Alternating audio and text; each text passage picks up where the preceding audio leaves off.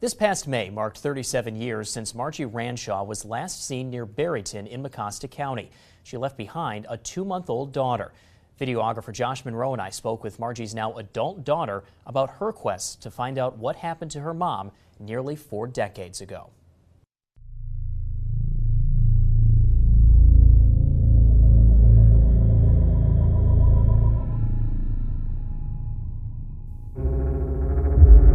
She was feisty. She played basketball. She was really good at basketball. Nearly everything Ashley Copeland knows about her mom, Margie Ranshaw, comes from photos. I just think that she's beautiful. I see happiness, they had a good life. And stories passed down from family members. She worked as a paralegal and all that kind of stuff. I know they're raised in the country, so they're always out there doing some kind of silly stuff.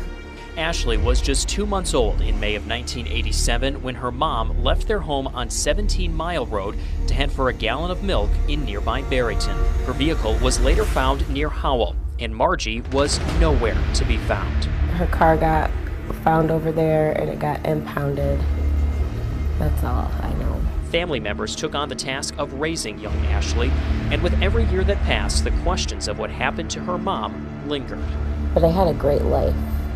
Great growing up, vacations, we had it all, to be honest with you. And I'm very grateful for the life that I had.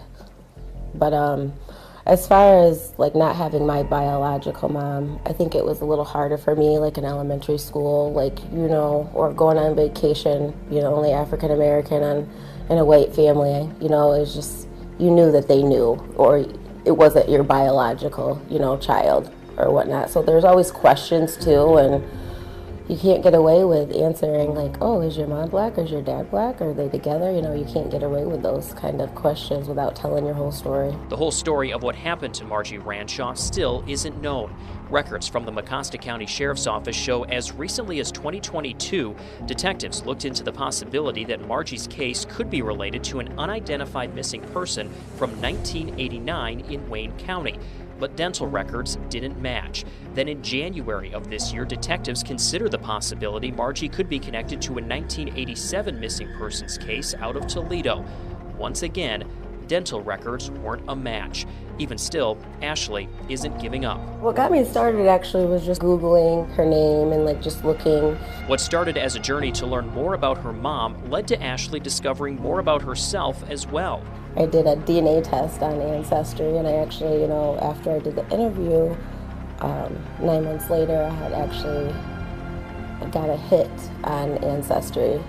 That it's 100% sibling, and just kind of doing this and doing the interview was supposed to be just, something peaceful, something that now that I've done this, I can lay this to rest.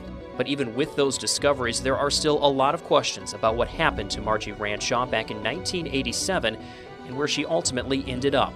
They're questions Ashley hopes to one day have answered. She would go hitchhiking and she would disappear for 3 to 6 months at a time. To me, I got that she knows how to survive on her own, so going to the store, get a gallon of milk, and then disappearing.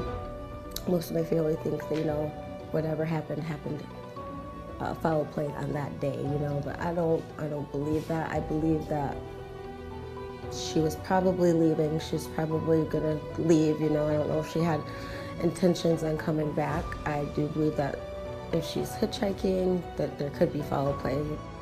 I still want to know what happened to her. I do.